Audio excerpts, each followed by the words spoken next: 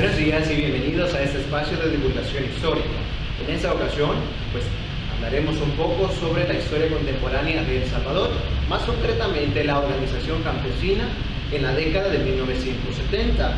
Si bien es cierto, se ha creído que tradicionalmente el sector campesino ha sido un sector social conservador, ¿cómo podríamos explicar esa decidida y sacrificada decisión por organizar la revolución en el caso salvadoreño? Me encuentro con dos especialistas que van a hablarnos y vamos a dialogar sobre esta temática tan interesante. Uno de ellos es Jorge Sánchez, al cual le doy la más cordial bienvenida. Jorge. Muchas gracias, Cristian, por invitarnos a este espacio de divulgación. Esperamos que nos sirva a todos para debatir sobre este tema y encontrar muchas ideas. Muchas gracias, Jorge. Le doy a continuación la bienvenida a mi segundo invitado, es Leonel Hernández. Mucho gusto, Leonel. Mucho gusto, como siempre, es un placer estar aquí y compartir con el público sobre el conocimiento y esos pequeños detalles que me gusta compartir sobre el quehacer del historiador. Excelente, gracias a los dos por haber tomado la invitación y hacerse presente este día en mi programa. Entrando en materia, quisiera conversar con los dos y quisiera que nos pusieran en contexto, ¿no?, sobre el tema. ¿Qué era cómo se originó la organización campesina en la década de los 70? Bueno, primero decir que la época de los 70 es bastante convulsa y hay ciertas características particulares que se gestaron en esa época. De ello, como siempre, en las categorías sociales manejamos los aspectos económico, político y social, de los cuales me gustaría empezar con el económico. En el plano económico, la economía macro había sido afectada por la crisis de los petróleos y por la inflación de los precios a inicios de los 70. Sin embargo, la economía de exportación de El Salvador tuvo un alza gracias a la bonanza de los precios del algodón y los buenos precios del café. Del lado social, vemos los aspectos que se agravaban en el campo, sobre todo en la cuestión de la tierra, producto de la guerra con Honduras, que trajo un flujo grande de personas a nuestro país, donde la concentración de la propiedad de la tierra estaba en pocas manos. Ahora, desde el plano político, el gobierno del PCN, específicamente los gobiernos de Molina y de Humberto Romero, se enfocaron en hacer proyectos de reforma. Sin embargo, estos no cuajaron. Entonces, dentro de ese panorama convulso, donde tenemos a un sector campesino que está siendo fuertemente afectado por la crisis económica, un sector político que no quiere hacer las reformas para cambiar esa situación, entra un factor importante. Ese tercer factor es la Iglesia, con la teología de la liberación, y que empieza ese proceso de desbloqueo ideológico, aspecto que más adelante vamos a profundizar. Acabas de tocar un punto interesante, donde me gustó la parte en la que hablabas sobre el conflicto con Honduras y quizás vamos a regresar un poquito a ello más adelante. Jorge, ¿algo más que agregar sobre el contexto? Pues, como claro lo dejó Leonel, ¿verdad? Los gobiernos reformistas venían creando leyes para dinamizar la economía y la sociedad de El Salvador, a tal punto también que crearon una apertura política. Con esta apertura política, los sectores subalternos de la sociedad vieron cómo se podían posicionar políticamente en el quehacer de la nación. Estos espacios políticos se fueron cerrando, sobre todo con las elecciones fraudulentas del 73 y del 77. Y debido a esto también los sectores campesinos se vieron cada vez más relegados de la sociedad y de las decisiones políticas que se tomaban. También recordamos la reforma agraria que se da en el 76, una reforma muy corta por los sectores de poder económico que no veían con buenos ojos esta reforma. Dejaron a estos sectores relegados, sobre todo, como lo decía Leonel, de la posesión de la tierra. Bueno, gracias a los dos que nos han puesto en perspectiva, ¿no?, la problemática. Quisiera lanzar la siguiente tesis y quisiera que partiéramos de esta idea, ¿no?, de cómo desde 1932 la derecha y el gobierno han insistido con el argumento de una penetración comunista, por así decirlo, que ha venido a contaminar el pensamiento campesino, que ha sido tradicionalmente conservador y cristiano. Pero no solo eso, sino que cómo desde el punto de la izquierda también se ha marcado una importancia desde la ideología marxista en la movilización de masas. En este caso, podríamos decir que es netamente rural y agraria. ¿Qué pueden decirme al respecto de esto? Bueno, pues considerar siempre que la versión oficial siempre va sesgada de este discurso ideológico de parte de los estados. En el caso del campesino, como lo mencionan, a excepción del 32, antes del 70, había sido activo en este proceso. Sin embargo, se le catalogó como comunista, esto para justificar su represión. Sin embargo, la legislación no contemplaba la participación del campesino en la vida política. Prueba de ello es la Constitución del 50, donde la ley prohíbe todo tipo de organización en el sector rural. Sin embargo, en el sector urbano sí se permitió esta sindicalización. Este factor viene influenciado porque el campesino estaba compuesto por esa base que dinamizaba la economía de agroexportación. Es decir, una organización campesina dañaría directamente los intereses de la élite agraria en el país.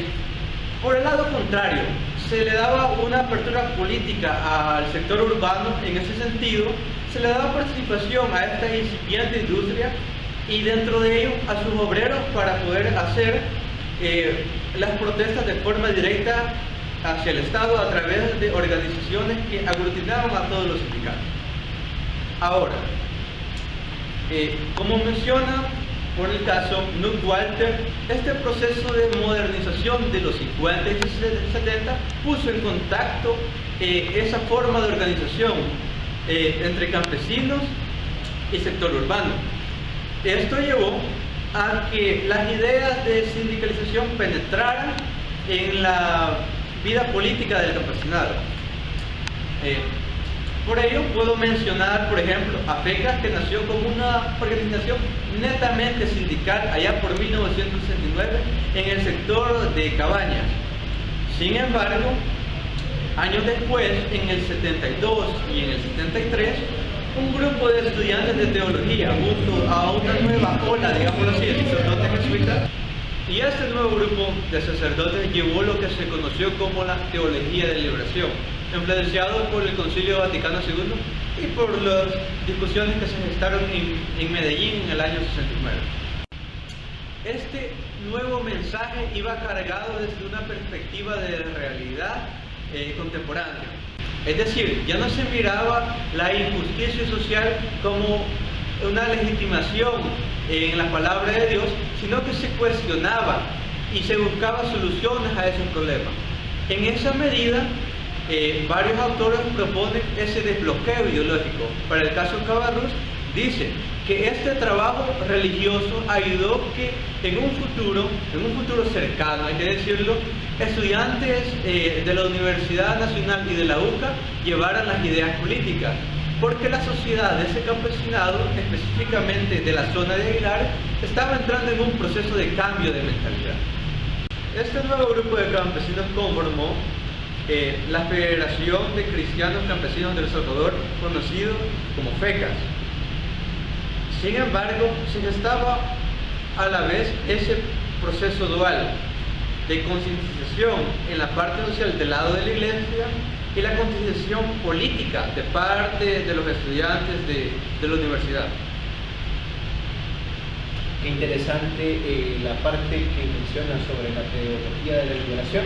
Creo que va a ser un punto en el que vamos a regresar un poco más adelante para el análisis. Me llama la atención que dijiste, Leonel, que en el 69 se crea esta Federación de Campesinos Salvadoreños. Quizás, Jorge, no sé, tú tendrías algo más que agregar en ese aspecto. Sí, sobre FECAS, recordar el trabajo de colaboradores de la UCA y sus prédicas a partir de la teología de la liberación, la formación de la Unión de Obreros Católicos, que es el principio de FECAS, que son quienes empiezan a mitad de los 60 a organizar lo que sería FECAS, que se funda en el 69. FECAS, ¿cuál es el papel de FECAS en la organización campesina? Que es un tema que nos concierne. Pues FECA es una de las organizaciones que empieza a aglutinar al sector campesino y que los empieza a organizar. Cabarrús aborda el tema y dice que hay motivaciones por parte del sector campesino para ingresar a FECAS. ¿Y cuáles son las propuestas de Cabarrús? Pues Cabarrús dice que hay dos tipos de campesinos y estos son el que tiene la propiedad de una porción de la tierra que le permite subsistir y el que no tiene nada de tierra y tiene que vender su mano de obra para sobrevivir. Dice que la base social de FECAS está ahí en el jornalero. Sobre FECAS y su base social, Cabarrús propone que el campesinado está dividido en tres. El primero es el peón. Como sabemos, el peonaje era una forma de trabajo no asalariado, en donde el dueño de la tierra le cedía un pequeño terreno al campesino y a su familia. ¿A cambio de qué? A cambio de trabajo en la finca. La segunda forma es el campesino medio, que Cabarrús lo define como el campesino que tiene una pequeña parcela, no más de 5 manzanas, para trabajar y extraer de ahí bienes para la venta. Y un último campesino que sería el jornalero, que es el que no tiene nada de tierra y el que vende su mano de obra para las épocas de cosecha. Cabarrús propone que la base social de FECAS es el campesino medio.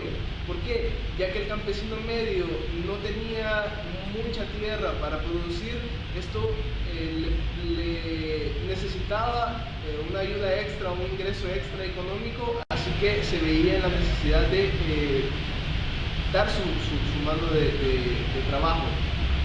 Entonces Cabarrús propone que toda la base social de FECAS venía de este sector social, pero también Cabarrús nos explica cómo FECAS tiene que, de cierta manera, pelear, por decir así, esta base social con otras organizaciones, por ejemplo, Orden. Orden, como ya sabemos, es una organización paramilitar organizada del Estado para, como ya hablábamos anteriormente, seguir con esta línea de anticomunismo, que ya lo hablábamos con Lionel. Y pues hablando de FECA es más o menos por ahí donde va el asunto. Bien, bastante interesante, ¿no? Conocer un tanto cómo nos está poniendo en perspectiva y en contexto pues esta organización de FECAS. A mí quizás la única duda que me surge, y quizás a nuestro auditorio también, es tú nos hablabas de que había un cierto tipo de campesino, ¿no? Que era el que pues estaba de alguna forma pues organizado en este sentido. Ahora, ¿qué tan viable era en este sentido, por ejemplo, la opción de que el peón, tú nos hablabas de un peonaje, pues no tenía nada que perder en ese sentido? O sea, ¿por qué no aglutinarse también en esa organización de FECAS? Pues en realidad yo lo veo como que sí tenía mucho que perder en realidad el colono, porque si tenía una parcela segura o un lugar donde vivir, en realidad si se aglutinaba y se organizaba para exigir mejoras, no iban a hacer para él, sino iban a hacer para sectores menos favorecidos. Entonces yo creo que ese sector se mantenía alejado porque tenía ciertos privilegios con respecto a los demás. Y si lo vemos en perspectiva hacia el otro lado, el jornalero tenía que vivir el día a día, tenía que rebuscarse. Cabarrús nos pone muchos datos de jornaleros, lleva por meses la información de qué hacen estos jornaleros, y uno puede ver en la información que esta clase jornalera no tenía en realidad el tiempo de organizarse para exigir derechos. ¿Por qué? Porque tenía que subsistir, ¿sí? Es lo principal, subsistir. Entonces, la clase media, el campesino medio era el que estaba en realidad más apto y más abierto a la organización. ¿Por qué? Porque era el que estaba, digámoslo así, en peores condiciones respecto al trabajo, ¿sí? Su trabajo asalariado era mal pagado y era muy explotador. Entonces, Cabarrús llega a esa conclusión que es como el sector más adecuado para entrar en la base social de FECAS y de orden, porque Cabarrús empieza ahí a hacer una ambivalencia, no solo entre estas dos, sino con otras organizaciones, cómo estas organizaciones se tienen que distribuir la base social, porque al incluirse en una de estas organizaciones, el campesino medio gana un plus. Por ejemplo, en FECAS obtiene ciertos beneficios en sus trabajos, y en orden obtiene beneficios políticos en sus lugares de residencia, y se empiezan a ver como figuras de ley. Interesante. En ese sentido, lo que nos estás tratando de decir es que estos dos cuerpos, es decir, orden y FECAS, se da una especie de representación para los campesinos, ¿no? Sí, una representación y un lugar donde podían ser entes políticos y donde podían participar en la vida política del país. Excelente, ya vamos a tocar ese tema porque está bastante interesante. Cómo pues los dos me han hablado, ¿no? y han hablado en nuestro auditorio, de que por un lado tenemos un tanto las ideas políticas rondando y luego está lo religioso, ¿no? Va a ser interesante cómo puedan plantear la relación que hay entre esas dos variables. Pero antes de pasar a ello, me gustaría conocer qué demandas y qué acciones tenían en concreto. Es decir, ya llevándolo un poco más pragmático. En ese sentido, ¿cuáles eran las demandas o las acciones de ese grupo? Sí, bueno, la demanda de estos grupos residía principalmente en mejoras laborales. ¿Con respecto a qué? Con respecto a horarios, a salarios, a condiciones de trabajo. ¿Cómo se generaba esto? Pues había personas que se reunían a escuchar la palabra, y era también un vínculo de organización campesina. Había ciertas personas que organizaban los sectores que estaban que llegaban a escuchar la palabra, y ellos exponían sus carencias. Por ejemplo, Cabarrús ofrece ejemplos en su texto de que había jornaleros que trabajaban a veces 2 días realizando un trabajo para sacar leña y el pago era insignificante, o las jornadas laborales se extendían más de lo normal y la paga no aumentaba. Entonces, esos eran como uno de los malestares del campesino con respecto al trabajo asalariado, y era mal pagado y era muy demandante. Bien, en ese sentido, Jorge, me queda la inquietud, ¿qué tan viable era una reforma agraria? Es decir, ¿pasaba eso por la mente de estos campesinos? ¿O simplemente eran más demandas locales lo que solicitaban? Pues Cabarrús lo ve muy a nivel local, pero en cierto momento él se pone a reflexionar que eso podría servir para una exploración a nivel nacional. Yo pienso que sí, en realidad lo que estos sectores necesitaban y requerían era una reforma agraria, que se trató de dar desde el Estado en el 76, pero los sectores de poder económico a nivel nacional no lo veían con buenos ojos. Porque si recordamos, la base social y los campesinos son los que mueven la economía. Y si le damos libertades políticas y libertades económicas a estos sectores, nuestro poder económico va a ir reduciendo. Entonces veían mermados ahí sus ganancias y no era algo productivo para estos sectores. Entonces esa fue una cosa que se fue cortando hasta que los efectos fueron muy reducidos y muy focalizados, no tuvieron mucho impacto. Interesante, ¿no? Pues es el eterno problema, creo, de nuestro país, la mala distribución quizás en ese sentido bueno, no estás hablando de la tierra en ese momento, pero quizás hasta la actualidad de la riqueza, ¿no?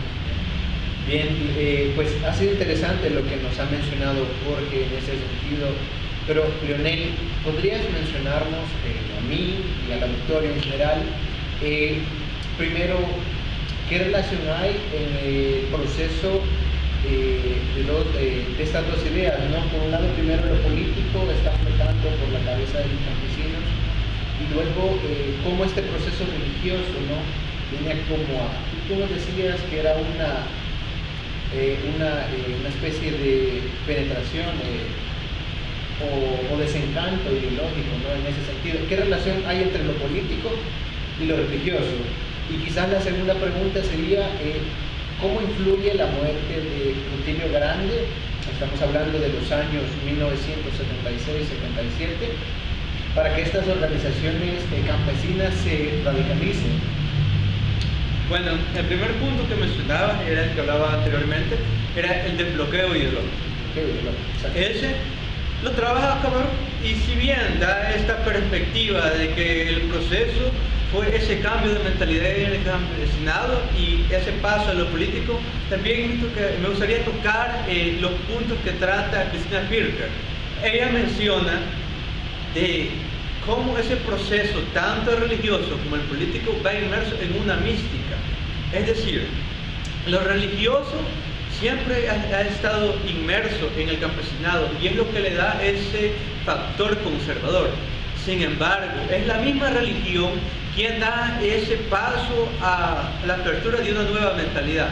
Es decir, es la religión la que va legitimando ese proceso de ver los problemas sociales ya no tanto como un mal querido por Dios, sino como causas terrenales que se pueden cambiar. En ese sentido, y dentro de esta lógica de la mística, los líderes de FECAS, que nacen como esta organización de evangelizar a la población, principalmente rural y luego urbana, para el caso de Aguilar, luego se van uniendo para hacer protestas. Por ejemplo, la huelga de la hacienda La Cabaña en 1923. Es una protesta netamente local. Lo que se pide son cambios en el sistema de salarios y en el beneficio laboral en general.